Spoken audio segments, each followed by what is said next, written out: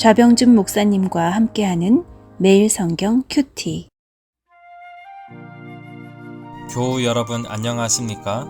11월 23일 수요일입니다. 다니엘서 11장 1절에서 19절 말씀을 묵상하겠습니다.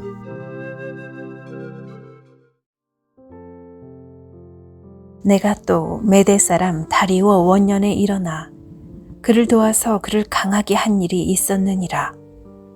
이제 내가 참된 것을 내게 보이리라.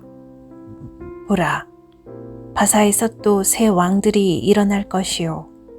그 후에 넷째는 그들보다 심히 부요할 것이며 그가 그 부요함으로 강하여진 후에는 모든 사람을 충동하여 헬라 왕국을 칠 것이며 장차 한 능력 있는 왕이 일어나서 큰 권세로 다스리며 자기 마음대로 행하리라.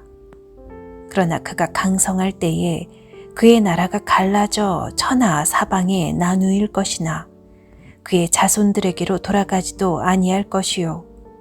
또 자기가 주장하던 권세대로도 되지 아니하리니 이는 그 나라가 뽑혀서 그 외의 다른 사람들에게로 돌아갈 것임이라. 남방의 왕은 강할 것이나 그 군주들 중 하나는 그보다 강하여 권세를 떨치리니 그의 권세가 심히 클 것이요. 몇 해 후에 그들이 서로 단합하리니 곧 남방 왕의 딸이 북방 왕에게 가서 화친하리라. 그러나 그 공주의 힘이 쇠하고 그 왕은 서지도 못하며 권세가 없어질 뿐 아니라 그 공주와 그를 데리고 온 자와 그를 낳은 자와 그때에 도와주던 자가 다 버림을 당하리라.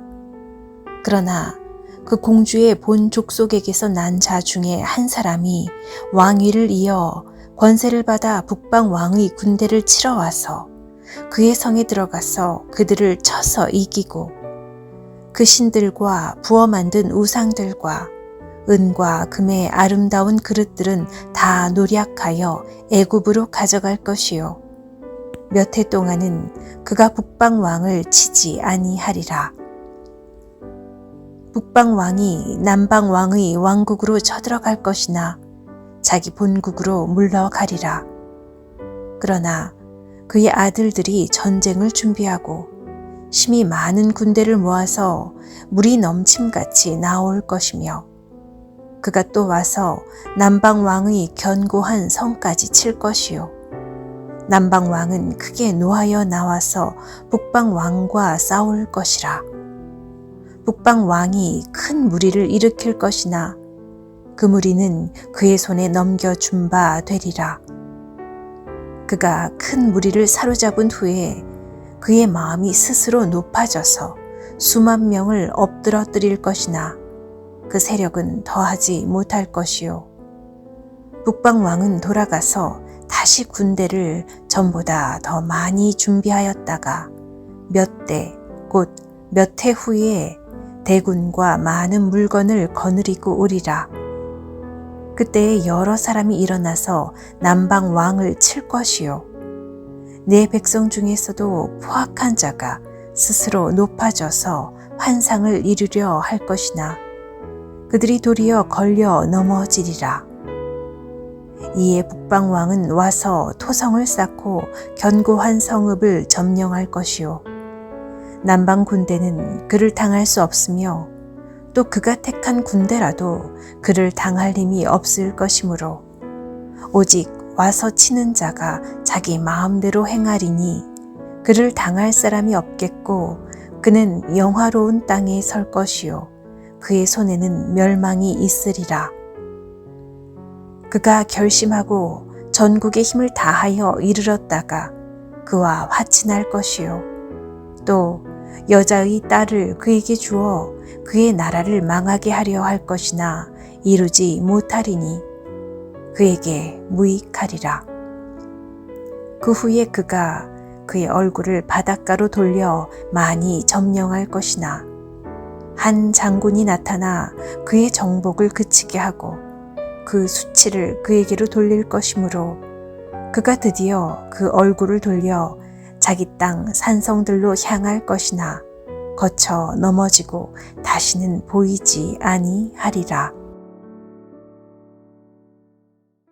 오늘 본문 말씀이 길지만 이 말씀이 쓰여진 때를 생각하면 너무 신기하고 흥미진진한 말씀이지 않습니까? 헬라 왕국, 우리가 잘 아는 알렉산더 대왕의 나라가 세워지기 한참 전에 다니엘은 이 일어날 일들을 다 하나님의 계시를 통해 알게 됐습니다.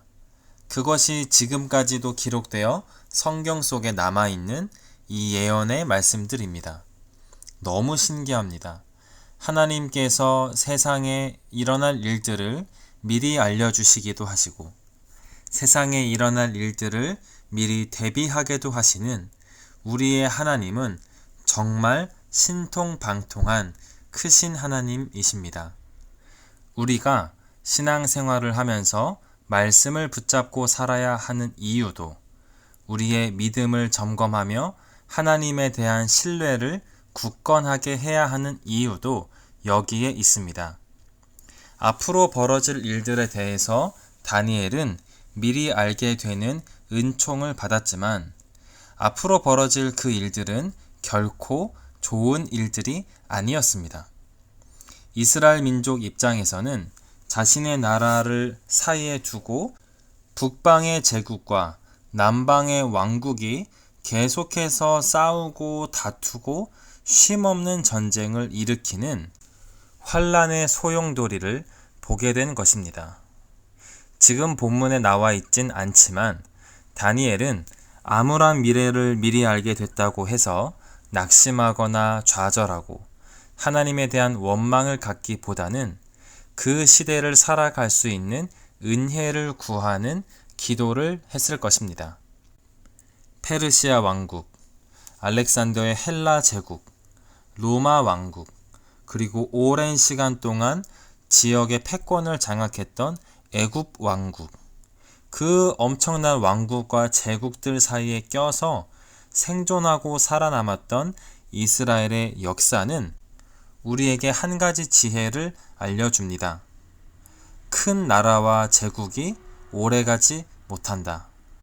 오래가지 못할 눈앞에 커 보이는 권력과 힘을 의지할 것이 아니라 이 세상을 다스리시고 심판하시고 통치하시는 더 크신 하나님을 믿고 의지해야 한다. 이것이 이스라엘 역사 전체에 걸쳐서 하나님께서 그들에게 요구하셨던 믿음이자 신앙이었습니다. 9절 말씀, 그들은 물러갑니다. 12절 말씀, 그들은 더하지 못하게 됩니다.